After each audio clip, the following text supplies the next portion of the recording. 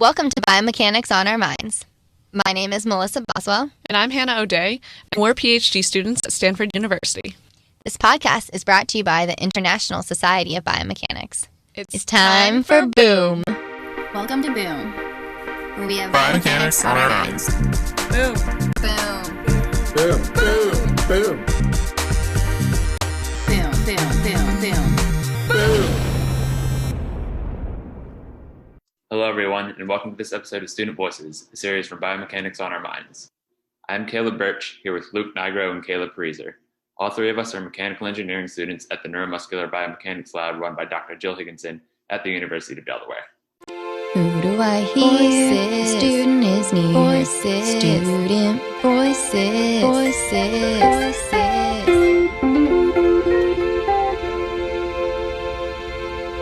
So before we get started, we'll go ahead and do introductions. Kayla, would you like to go first? Sure. Thanks, Caleb. I'm Kayla, and I'm a third-year mechanical engineering PhD student at the University of Delaware.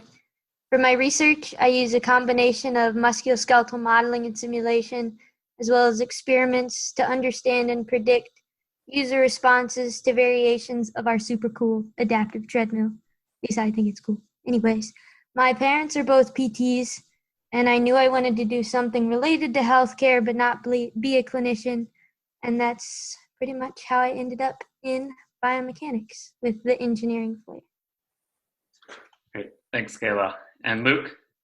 Hi, my name is Luke Nigro. I'm a fourth-year PhD student in mechanical engineering. I work in two labs. One is the Neuromuscular Biomechanics lab that they work in, but I also work in a kind of orthotics and prosthetics lab.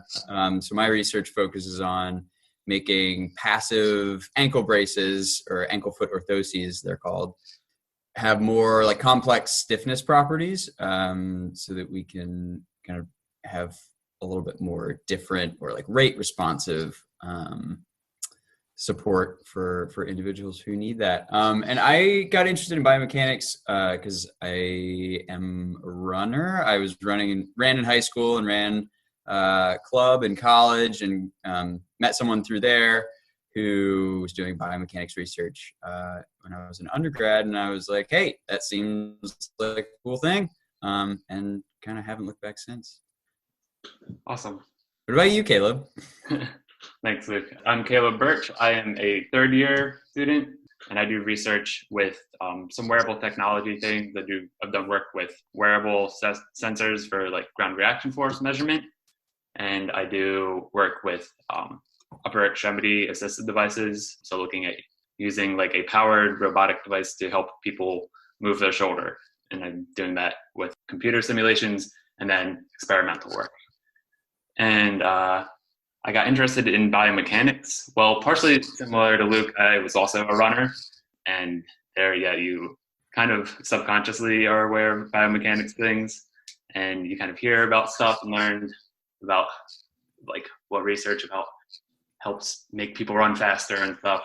And so just through running, soccer, other sports, and then just being interested in engineering, I kind of put it together and ended up here in biomechanics.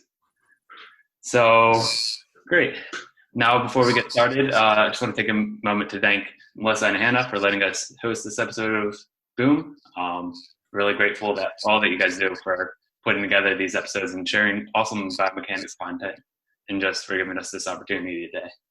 So before we get started, I'll go over just the general content that we're going to talk about in this episode. We're going to focus on three general topics. First, we're going to talk about surviving and adapting to COVID as a graduate student. Then we're going to talk about advocacy, especially like within our own school. And then finally, we're going to go back around full circle, talking about COVID, adapting to COVID again, but in more of a fun stuff and mental health kind of aspect. So without further ado, we'll get started. We're going to start with our first topic, surviving COVID as a graduate student, the work stuff. Yay, work stuff. First point that we're going to talk about is just keeping a routine and making a schedule. Luke, would you like to start us off on this one? Yeah, so I mean, this is something that I've definitely struggled with kind of in the more recent weeks and months is just like, kind of gradually over time, I was kind of sliding into having less and less of a schedule. Like kind of the monotony was really starting to get to me. You wake up in your apartment, you work in your apartment, you work out in your apartment, you transition from your nighttime PJs to your daytime PJs. And it's, kind of the monotony, just gradually sort of wears on your productivity. So like just keeping a routine, like getting up at a set time, putting on a, nicer shirt, putting on actual pants, and like, getting yourself to like, forcing yourself to kind of go through the motions. I've helped really kind of helps, just kind of put you in the frame of mind to like be more productive. Like, stuff like walking your dog, feeding your dog. Caleb, you know all about that. Yeah. I definitely agree with all that. I totally understand, like, without like getting into routine, it was kind of hard. But I think at first I had a hard time adapting, and like sometimes just, like if you don't get up at the same time every day and define your working hours and kind of just like separate your work time and your relaxing time. But having a dog, it's actually, I was just reflecting on that, so I have a dog, and dogs like routines. And see, my dog Zeke, he likes to get up and have breakfast at the same time every morning, usually around like 7:30ish. So I have to be up and give him his breakfast every day. He likes to go for a run. It's usually around like 5 or 6ish. And if I'm not up and moving to get him out on a run, then he comes and pesters me. So Zeke forces me to get my exercise in during the day. And then he also needs to get his dinner in. So, he makes sure I eat, which isn't really a problem. But, Do you have meals together? Do you eat his dog food? And does he eat yours? I don't eat his dog food. He sometimes tries to eat the people food, but he's pretty polite about it. So we're able to push him away. Yeah. I mean, so for the listeners, Caleb has a wife, Rachel. She's great. I mean, and Kayla and I both live by ourselves. I have a cat, so kind of the dog things that Caleb mentioned are sort of applicable to a cat, but less so. But like, does having a roommate who happens to be your wife, but does having a roommate kind of help like stay on schedule, do you think? Yeah, I mean, I'd say totally. Like, we both are kind of in it together. We're both on a routine, and part of it's also just having someone there with you.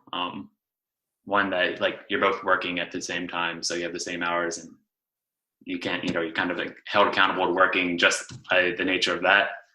And then when it's time to relax, it's nice to have company around too. So, yeah. Yeah, that's definitely something that, like, because it's hard to keep yourself accountable. At least for me, Kayla, you seem to do a little bit better job at that than I do, at least. Yeah, I mean, I would say that it definitely helps to have somebody else keep you accountable. So for me, one of the things that I do is just to get my blood flowing a little bit, go and do my exercising, walking in the morning. And my mom has also started to do that too. So I'll call her in the morning, and that keeps us both accountable to get up at a certain time and get our exercise in before the workday starts. So that's definitely been helpful. That's nice. Morning mom call. Yes. I'm sure she likes that a lot. Yes. Yeah, and kind of Caleb mentioned just like having somebody there to also hold you accountable to like work at the same time. I mean, that's something that definitely helps me too. Like I grew up in Delaware, so my parents live nearby, and like sometimes I do go there to work. My dad's retired, so he's not working, but just kind of being in a different place also is helpful, just to, again, like have a commute. And like, I don't know, I've never realized the importance of the commute during COVID. It's like, having 10, 15, 20, whatever, 30 minutes, however long it is, to like not think about kind of your like kind of have that transition zone between your personal life and your work life. And that definitely helps. Yeah, I guess going off of that, one of the things that I've struggled with, I'm good at scheduling when I start, but the end of the day can kind of vary depending on how successful my research that day is going or not. How do you guys either keep yourself motivated if your research isn't doing great to work a full work day without having your colleagues, social pressure around you, or end your day at a reasonable time so that you're not staring at a screen 24/7 and you do have the relaxation time in the evening? That's definitely something I've struggled with during COVID. I mean, I kind of have the opposite. I have trouble getting started. And like, if I'm on a roll, yeah, I can get a lot done. But for me, it's really hard to get started on something. Yeah. So like, that's why I think for me, having the commute is so important, because I mean, now fortunately I can like go into an office, a closed office in our office space to work. So like for me, it's the demarcation of like, okay, now it's time to start working, as opposed to just like still being in my apartment. So yeah, I'm a big proponent of going somewhere to get something started. But yeah, also like knowing when to stop is also important, having those boundaries. And that's why I think having like working and living in the same place is so hard, because it blurs those boundaries so much, especially like Kayla, for you and I who live in single apartments. We don't have an office room. Well, I don't have an office room. So like my office is my living space. Right. And I guess what I'd say on that, Kayla, is, so on the one end, if I'm having a hard time staying motivated and like making it through the whole day, I think sometimes I do like take little breaks, and like if I give my mind a break, that can help me like kind of just get away from the work for a little bit and then come back a little more motivated. The trick is doing that in only small doses.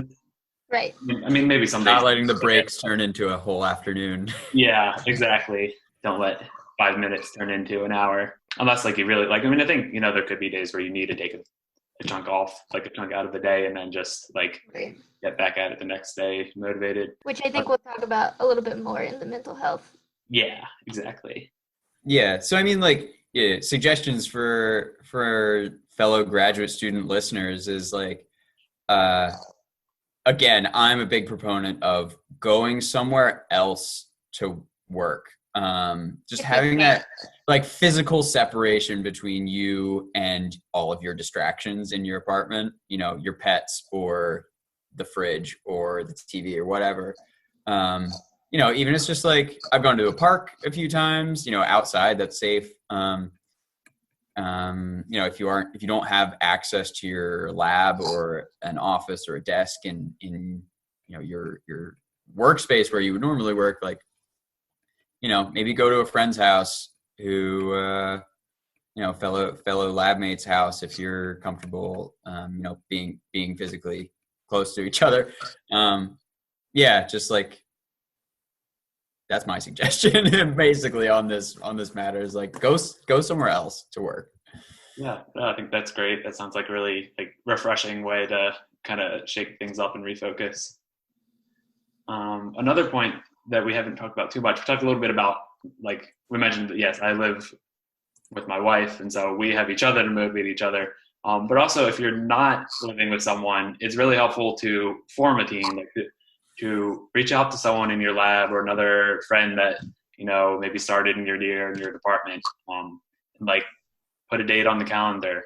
Kayla and I meet each week to discuss our research and kind of keep up with what the other one's doing. Kayla, do you want to talk any more on that? Yeah, sure. One of the things as a graduate student for me during COVID that I have missed the most is just like, I can't turn around in my chair and ask my lab mates for quick feedback on a plot or a simulation result that I just generated. Those impromptu conversations, I feel like, that are just so fun and nice and helpful to have during your graduate career. And so kind of building off of that, we kind of established one-on-one meetings, not only just with our advisor each week, but also with each other, so that I can share research and get feedback or questions that I've answered from my peers that might have suggestions that I haven't thought of, and also learn from them about their research. So even though it's not every day and it's not the impromptu conversations, we can still have some back and forth about our research. And I learn a lot from my lab mates. Yeah, I totally agree. I think we've had some good conversations, sparked some good ideas, just catching up and talking with each other. I think it's great. Yeah, it just like makes life a little more normal, just being able to talk with each other just like we would in the lab. And that, I think, is one thing that I think that's been really great for both of us. Like Kayla and I started in the same lab at the same time. So like having that person working side by side has been really helpful. Even though we're on like very different projects, it's still like those conversations have been just really helpful to the both of us. So yeah. Makes it a little less isolating too. Absolutely. Yeah. So for our next another point on surviving and adapting to COVID as a graduate student is just setting up your workspace to be productive. And I think there's some measures that we've taken as a group. I think everyone has had to find some ways to adapt, but these are just a few recommendations and things that we've done. So Luke, would you like to start on this one? Yeah, I mean, as I previously mentioned, I'm a big proponent of going somewhere else to work. But if or when you can't do that, just like I found that rearranging my apartment furniture like kind of is a substitute for that to a certain extent, because it does change. It is kind of like fresh and new, and like in the process of doing that, like you probably have to clean stuff up, but also that's kind of therapeutic in its own right. So yeah, that's what I suggest. Another thing I'm doing with my dad is he has a nice like workshop, so we're building a new like TV stand. So I'm like making new furniture for my apartment. So that's fun, and it's just like mixes things up a little bit. Anything you can do to mix it up, it's good. Yeah, that's cool, Luke. I didn't know you were doing that. And then other details we could talk about. So setting up a workspace too. Like Luke said, rearranging your furniture, rearranging to set up your desk, your workspace, I think is pretty useful. You want to be set up to be productive. Like at work, you have a desk and you have a space that's set up, but maybe you don't have that at home. For me, I do have a study, but then I kind of had to adjust. And now I'm working down in my living room where I can plug into the router. But I found that like I have set up this big outdoor desk, have 2 computer monitors, which is pretty nice. I recommend getting a second monitor if you can do that. And then big thing that Kayla pointed out to me, one day we were having a Zoom meeting and like my back was just giving me a lot of pain. And then she was like, have you thought about changing your chair? And then I realized I'd been sitting on a hard plastic chair for months. And so I went and I had a chair upstairs. I just hadn't used it. So I grabbed and moved my nice cushioned desk chair downstairs. So if you're listening to this and you have back pain, please listen to Kayla's advice and get yourself a better chair. Yes. Yeah. Young grad students, this is the age when we start developing back pain. Get a good chair. From a biomechanics perspective, there's a lot of literature on the importance of sitting in a good chair. So yeah, this is so topical. You can look that up. Yeah, we're not 20 years old anymore. We can't just sit on anything.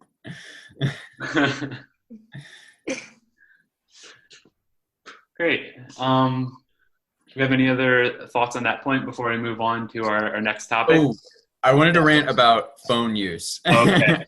my phone use rant. So one of the things that is difficult is like managing distractions, and like we all have our own distractions, and like I check my phone a lot, and it's gotten more so during COVID, and like it's phones are just a huge distraction, and so I was looking for an app that could like shut down what like prevent me from using any like an app at all, like prevent me from using Facebook, Instagram, whatever. And like the iPhone, I have an iPhone, and like iOS kind of has a thing like that, but you can just like very easily bypass the, you know, warning, just like ignore it. But I wanted something that was like hard stop. No, you shall not pass. And I was like looking around, and I downloaded a couple different things. And all of them were like, you either needed to pay for it and it would do what I wanted it to do. And I'm not going to pay for anything. I'm on a stipend. Come on. We're not paying for that. And but then the other sort of type of app was like log out, like, you know, use it to like as a meditation thing. Like it would have, you know, soft rain sounds or whatever, which is not what I wanted at all. Like, you know, it's another app that encourages you to use it more. And then kind of in the process of doing that, I realized that like, why would an app like a free app to prevent you from using your phone exist? Because the point of apps are to use them and use them more and generate revenue that way, or pay for them. And that's how they generate revenue. So like, I was thinking that this like tool existed, but really it has no reason to exist. So once I kind of realized that, it was kind of liberating, because like, I was like, oh, this doesn't exist anymore. So now I have to, or like, this never has existed. So now I have to like not create it my own, but at least like do the thing that I wanted to do on my own, which was like, oh, that just means I need to hold myself accountable. So it was kind of a long circular path to like old fashioned, just like hold yourself accountable, like understand what you're doing and why you're doing it, and just don't use your phone. There's my rant. Thank you, Luke. We're proud of you for ranting the phones. Okay. Now we're going to move on to our next topic, which is advocacy. This is something that can mean a lot of things, can be done at many different levels. You know, you can advocate for people on a national scale, or even down to your own little department or wherever you are. So we're going to talk about a few things in there. But before we get started, let's get started by asking Luke, could you tell us about some advocacy examples, things that you can do for advocacy by yourself? There's that train. Yeah, so I mean, COVID has been a heck of a time, not only because it is a global pandemic, but like in America, there have been plenty of sort of social issues that have come to the fore. And I don't know, kind of relating back to phone use and like social media use, like those are big drivers of anxiety for a lot of people. And I think, you know, kind of always being on, always being like checking in, tuning in to what's happening, can be detrimental. And so like one of the things that I've found that to help is like find a cause, whatever it might be, that you support, and like, you know, kind of go all in on it, and kind of use it as a center, use it as like a point of focus, kind of above or away from the mire of social media. And that thing for me has been like voting rights. I'm being a poll worker. I was for the primary in Delaware, and I will be for the general election. I don't know if this will come out before or after the general. And it's like, in doing that, it's, you know, there is some like civic pride in that. But also it's like something that I feel is really relevant. to, these times specifically, social and political issues. But, that's the thing that I've focused on, and like, it relieves a lot of stress for me because I have something to focus on rather than just like the swirl of everything else. So I recommend doing that if you're feeling particularly stressed about social and political issues, whatever your inclination is, particularly in America, because I know we're all feeling it a little bit. Yeah, I think that's great, Luke. Like, it's easy to be just caught up and upset by what you're seeing, but to go out and to, do your part to make a difference, I think is a great thing and a great way to get past that. Right, and that is that, your action item doesn't have to be being a poll worker. It can be whatever, it can be donating time or money or whatever to, a cause you believe in. Boone would like to thank Sanford Health for their support in the making of the Student Voices series. Sanford Health is one of the nation's largest health systems, offering integrated care, genomic medicine, senior care and services, research, and affordable insurance. Sanford Health also offers students both clinical and non-clinical internship experiences throughout the year, as well as graduate student training through a partnership with the University of South Dakota Department of Biomedical Engineering. These student opportunities include biomechanics internships through the Sanford Sports Science Institute and Sanford Orthopedics and Sports Medicine in Sioux Falls, South Dakota, and Fargo, North Dakota, and provide mentorship, professional development, and growth opportunities, including gaining real-world experience and building useful skills to prepare you for the future. And if you want to learn more about student opportunities at Sanford Health, you can visit sanfordhealth.jobs. That's SANFORD health.jobs. So for our next part, we're going to talk about some advocacy we've done within our own department here. Kayla, would you like to kick us off on this point? Sure. All of us are officers and members of two different groups in our department. One is a student advocacy group, and then another is a mentoring group for older graduate students to mentor first years. And through that, we've done a lot of advocacy work trying to improve the experience for all graduate students. And one of the things that I think all of us have really found important is the power of communication, especially in a time where it is difficult or can be difficult to communicate since none of us are there in person. And I've learned a lot about my fellow graduate students and experiences, as well as a lot from administration perspective. And I think our conversations with them have been really fruitful because they've gotten to learn about some graduate student concerns that they might not otherwise know about. And we've kind of gotten to hear their side of the story too. So this whole experience, we really started our major advocacy work this summer during the heat of the pandemic and the social injustice concerns in the United States.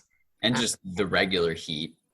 Right. You have summer, so July and August on the East Coast. And we've continued them till now. And I think all of us have learned a lot and grown a lot through those experiences. Yeah, absolutely. I think, like you said, we've done a lot of communicating. We've had meetings like through Mega Empower or whatever. We've had, meetings like every week, pretty much. Like we've just been working as a large just group of students to keep talking about these issues that we've come up. And it's amazing the amount of things that we've been able to work on, and that we've had regular conversations with the department too. And I think it's been very productive just being able to keep these conversations going and identify problems and immediately work with the people in charge to make things better for our students and for the university as a whole too. So if we can go and talk about some specifics, what are some things that have been issues that you think have been really meaningful that we've worked on that have been been helpful. Luke, would you like to discuss? Oh man, you're putting me on the spot. Yeah. No, I mean, particularly, well, I know I've learned a lot more than I, learned a lot and know more certainly than I did before this, just about like kind of everything that our fellow international grad students have to go through. Getting visas, and it's, I would not have known that otherwise. And I'm glad now that I do know that. So real quick, Kaleb mentioned MEGA and Empower, and MEGA is our Mechanical Engineering Graduate Association. So that's kind of our like governing, graduate student government for our department. And Empower is the like mentoring program for first year students, where older grad students will be paired with the first year, and that focuses mostly on first year issues. That's the mentoring situation. So like, yeah, through both of those sort of organizations, we can kind of address different problems. And MEGA has certainly become, I think, a little bit more active. People have become more tuned in during the pandemic, which I think is a good thing. And, for those of you listening, if you don't have or don't know of your like graduate student kind of committee or government for your department or your program or whatever, like now would be a great time to reach out to it or start one, or, because then you have a vehicle to discuss issues or, start a line of communication with administration, rather than just kind of alone as a student or two students or whatever. Yeah, I think working on those issues as a group definitely like helps it to be heard. I don't know that we would have made as much headway if we didn't work together as a larger group of students. But yeah, definitely a few examples, like things that just by communicating, like working with in our mentorship group and our graduate student government association group, we've been able to help with is like, for example, I guess it was last year, we had a like really large number of biomechanics students come into the program, and because our biomechanics is awesome. Biomechanics, humble brag. Great professors. We have big physical therapy department too, and a lot of patients that come through. So there's a lot of attraction for biomechanics at UD, and so we got a huge bumper cohort of students that were interested in biomechanics, and suddenly we found us as students in the department, having to work to match them to professors. And so this is where like the mentorship group came in. We were all paired with these first year students, and us older students had already met professors. So we started reaching out, making connections, and helping to pass names along and help the students to get connected with the faculty and find those opportunities to find an advisor who can work with them, who has those biomechanics interests. Yeah, and related to like finding an advisor, just that mentorship group really helps with them navigating classes and picking what classes to take, and what professors to try to take a course with. And so like something like that, a mentorship group like that, like it doesn't help us older students directly, but it helps the first year students directly a lot. And it also, indirectly gives us a reason to, get to know them and become friends with them. Just kind of foster community. So that's a really good positive thing for that. Yeah, absolutely. Building community can be really difficult during this virtual environment. So both of those groups, the graduate student advocacy group as well as the mentorship group, have allowed the department to really develop, I think, over the summer and until now, a much stronger community environment, even though we can't all be together in person. Yeah, for sure. Yeah, and sometimes I think we've almost had even more involvement just because it's so much easier just to hop on a meeting, which is great. But yeah, So so we talked about that, like we've been able to work with our department, and we've been able to work with our first year students and represent them. We've worked on representing our international students and some of the challenges they face that are unique to international students. But sometimes it's not always easy, and sometimes there are barriers. So what's something that we've seen is sometimes a little difficult, that when it comes to communicating with the administration, that we've had to communicate with them to help move the ball along and make progress. Kayla, do you want to take this one? Sure. Yeah, one of the things we've really tried to do every time we've been fortunate enough as a group to meet with administration is to meet with each other first, so that we're all on the same page. Then kind of make a clear outline for how we see the meeting going, so that everybody, again, is on the same page. And then also, I think it's really important to propose solutions to concerns that you're presenting to the department or the administrators as well, so that it feels more like you're working with them. And they might not necessarily, use your solution, but they might be able to build off of that solution to do some sort of compromise or something that's even better than what you initially proposed.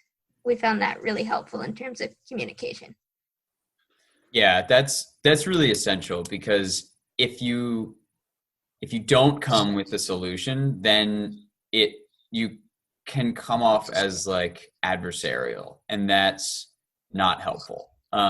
So like coming there with a solution, even if it's not a good solution, just a solution, immediately puts the like whatever, your administration or whatever other group you're working with to, puts them in the frame of mind that like, oh, we are collaborators in this now. And yeah, that's really helpful. Yeah, and I think the fact that we like take the initiative to do these things, we've earned, I think, a lot of respect from our administrators, like the chair of our department. Like, we're really grateful for our department chair, who cares a lot about these issues and working on things with us. And we know that he's expressed that he's very grateful that we as students take the time to think through these problems and to bring it up to him, because some of these things also, like, the professors don't always know these issues till we bring them up. So like when we bring something for them, it's that much more helpful that they can see we've thought it through, and that and why it's important, what we think can be done. Another thing that we found that has been helpful, and we would recommend doing, if you're trying to work on student issues with your department, it's helpful to identify faculty that are passionate about helping with student representation and helping with these issues. We've been grateful and fortunate that like our advisor cares about these issues, and we've discussed these things with her. So not only do we discuss things with the chair of our department, but our own advisor, she communicates these issues too, because she sees them from different levels. Yeah. Do you guys have any other points on that?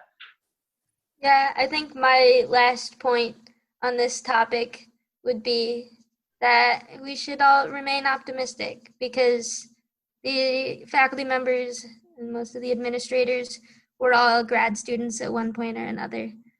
So they've kind of been through it, and they want to see you succeed, and they want to give you the best opportunities and experience that you can have. So go into the meetings with faculty and administrators with an optimistic attitude that they're going to listen to you, and positive change will happen. For our final topic, we are going to come back around again, like I said, to adapting to COVID, and in this case, talking less about work and talking more about the fun stuff, things that we do for our mental health. So, Luke, would you like to kick us off on this topic? Yeah. Being a runner, I kind of dive into exercise, particularly when I'm stressed, and it helps a lot. Like this, I also bike a lot, so this has been a real big bike year since I have more time. But I mean, so like pairing that with, adventures and going places. That's really been helpful for me. Also like started camping more, which, you know, is great for the summer. It's getting a little colder, so that window of opportunity is kind of closing for us, but maybe you listeners in the South, you know, that can keep going throughout the winter months. Yeah, but I mean, like that one day, your one camping trip. Yeah, so I went downstate Delaware, biked.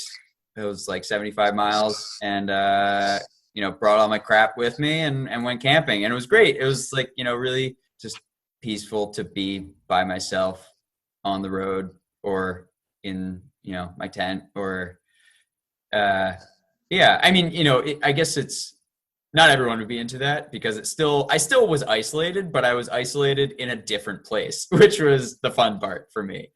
Yeah, but I mean, again, like a lot of my entertainment comes from running and biking because it's a lot of fun. But I think with exercise in particular, like you do have to be careful because there were some times where I was like maybe doing too much. And I know one of the real hosts of this podcast, I forget which one, who had hip surgery. Like she was talking about kind of her situation in one of the past episodes, and I really connected to that because I was like, well, yeah, you do have to, you know, listen to your body and recognize when you might be doing something too much, and also like recognize when you might be using that as a distraction itself. Like I feel like exercising is a productive, good thing, but if you do it too much, then it's not, you know, it's not good for your body, and it's not good for your mental health because then you kind of focus too much on it. It's nice that, yeah. So you got to have a balance in that regard. Yeah, I think the balance is always a key thing in life. But yeah, what other hobbies and activities have you guys done? Kayla, I know you've done some fun things. Could you tell our listeners about what skills you learned during quarantine? Sure. Yeah, I got a ice cream maker this summer. So I've been having some fun making different flavors of ice cream, and it's nice because, you know, when it's nice outside, you can meet friends outside and share the ice cream with them. I live by myself, so it's, you know, make 2 quarts of ice cream, don't want to eat it all by yourself. So it's nice to have hobbies that you can kind of share with other people to make their days too. The other thing that I have been doing is juggling. So I learned how to juggle in high school, but I haven't done it since then. So I have been juggling again and then sharing silly juggling videos with friends and family at the end of every week, and just to give everyone a little bit of a laugh at the end of the week too. So, yeah. Awesome. Yeah, rediscovering old hobbies rather than finding new hobbies. I like it. Yeah, and if I could take a moment to brag about Kayla's ice cream, it was roasted strawberry chip ice cream, right? Yes. You roasted strawberries in balsamic, and Mm-hmm. then use that like with the base for your ice cream, and then put chocolate chips in it. That's ingenious. It's very good. Yes. Wait, that was my favorite so far. Do you have to get like heavy whipping cream for that? Like that one is just light cream. Whoa. Oh, okay. Healthy too. That's the one. Yeah, it's light cream, so it's healthy. Healthy enough. Awesome. Yeah. For me, my hobbies that I've taken up a lot during quarantine, one is just playing with my dog, of course, petting Zeke, taking Zeke on walks. Looking at Zeke, admiring him. Basically, yeah. Throwing the ball, all of those things. Basically, the one major take-home message from this is you should get a dog. But if you can find one, I mean, yeah. Yeah, everybody's getting dog. Likewise, everyone's getting bikes. Dogs and bikes are in short supply, so. Yeah. But really, though, only get a dog if you're prepared to have a dog. But Yeah, I'd say spending time with my dog. My wife and I have played a lot of board games and stuff over quarantine, and that's been a lot of fun. Just playing games. I've gotten into Anything you can do to not stare at a screen too, since we stare. Yeah, for sure. I get headaches staring at the screen for too long. Yeah. That brings, I believe someone wanted to talk about blue light glasses, which I think is. Oh yeah, they're really helpful. Yeah. That's it. I mean, if you have, if you need a pair, I guess prescription ones are more expensive. So if you have $150, spending it on blue light glasses is worth it. Yeah. Even less if you don't have a prescription. Yeah. Because we're spending a whole lot of time staring at our screens these days. And that little cost is it's probably worth it to pay out a small amount to save you the pain and the stress. Yeah, and one more point about just kind of like staying, keeping track of your mental health. Again, just try going someplace different. Like, for example, I have friends who still live where I went to undergrad I went to Penn State, so in State College, which is like 3.5 hours from where we are in Delaware. And it's like great to just go for a bike trip, or a day trip to go ride bikes with my friends who also ride bikes. I've just been riding bikes a lot. And just like going to a different place, seeing people, outside, hopefully, safely. And like the other weekend I went to one of the Jersey Shore with my friend. His family has a beach house, and it was like just us, or we were able to like socially distance. Just getting out of your apartment. It really, it might not sound like a lot for to some of you, but like it really does make a huge difference. Just getting out of the place where you've spent all of your time since quarantine. March. Yeah, since like March. For sure. I guess different start dates of the quarantine for different people in different areas of the country and world. Yeah. A few other things that we've done for fun activities. We've done a lot of different over Zoom and other means. One thing that I've enjoyed is Jackbox games. We have them, and you can probably, if you haven't figured this out by now, you can do this over Zoom with your friends. You just share the screen and then share the passcode, and everyone can play together. A lot of fun. If you don't know what Jackbox games are, they're great. We've done online code names before. I think we did this as a lab group. I'm a fan of the categories. Yes. And then, Kayla was the one who found categories online.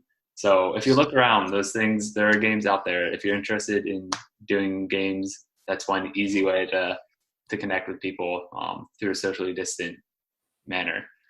Usually paired with a happy hour. Yeah. True. How I like them. Yeah, virtual lab happy hours are a great way to connect with each other and kind of decompress from the work week too. Yeah, unwind a little bit. I already said one last thing, but I have another last thing. A lot of schools offer free mental health services, counseling services, which I have taken advantage of at UD, and it's something that I didn't think I needed, but then kind of towards the end of summer, I don't know, with the kind of new semester and things changing a little bit, I don't know, I was really hitting a wall in terms of productivity and kind of my own mental health, and it just helped a lot to talk to a professional. You might be like me and like not think that it would really make a big difference, but it does. Just having an hour every week to like I said, talk to a professional. It's not like, it shouldn't be intimidating, and it's not designed to be that way. Just like if you need a little extra bump, extra support, like it's a really good thing, and it's free. So what do you have to lose? Just like an hour of your week. Yeah, building off of that, I'm a huge advocate for counseling and mental health services, but there are also resources if you're not quite comfortable with going to counseling yet, or if you just can't seem to find the right fit with a counselor. I know one of the things that I've struggled with quite a bit during this quarantine time is kind of defining self-worth based on success or lack thereof with research, since research is all you're doing. So there's a lot of good resources out there on tips to help practice self-kindness. And I would definitely recommend like motivational podcasts or the different exercises that you can find. Only if Boom isn't motivational enough for you. Right. Great. Thank you for sharing that, guys. That's really good advice. So if we can close out on one fun question to end, let's ask each of us, what do you like most about being a graduate student? So Luke, if you're willing, would you go first? What do I like most about being a graduate student? I mean, in biomechanics particularly, like, it's working with people, working with like human subjects, and like, you know, bringing someone into the lab who is genuinely interested in what we're doing and is like willing to help out. Like we work with a lot of people who've had strokes, and like it's just really inspiring to see them come in and like, you know, want to be part of the process of improving improving their own situation, like that situation for others. No, that's a cool point, Luke. I haven't personally experienced that part yet. Being like, I have done data collections, but only with healthy people, you know, able-bodied people just walking on a treadmill. So like, I haven't had to experience that side of working with someone who's maybe had some condition, some injury, who cares about trying to make progress on that area. So it's a cool thing to hear from you, Luke, and something I'm looking forward to getting to experience later on. I can say that's kind of similar to my favorite thing, I think, would be just being able to learn from people from like a very diverse set of backgrounds. Particularly like in biomechanics, there's people come from all over. You have mechanical engineers like us, you have biomedical engineers, you have people in physical therapy, kinesiology, you have people who do robotic stuff who are interested in biomechanics things. So it's just very cool, like sometimes like just going to a seminar and learning about something that is like kind of related to your research, but from a very different perspective, and then like learning something totally new from that. Or like me, I work like with kind of a group of people who do wearable technology research, and we have people like from fashion, and as well as some of the areas that I mentioned before, people from material science. It's very different perspectives that you get on everything, and like it's just so cool, the kind of stuff that people are working on, the projects. So I've enjoyed just learning from and interacting with people with like very different interests and very different experiences. But yeah, Kayla, if you would like to go next. Last but not least, with your favorite thing about being a graduate student. Yeah, I definitely agree with what both Kaleb and Luke have said so far. The setup at University of Delaware is great because, you know, clinical labs are right next to engineering labs, and it really allows for a lot of interdisciplinary work and communication when we're able to be there in person. And I've just learned a lot about biomechanics through the different perspectives, and it's really fun to be around people that you can geek out with about all of this cool stuff.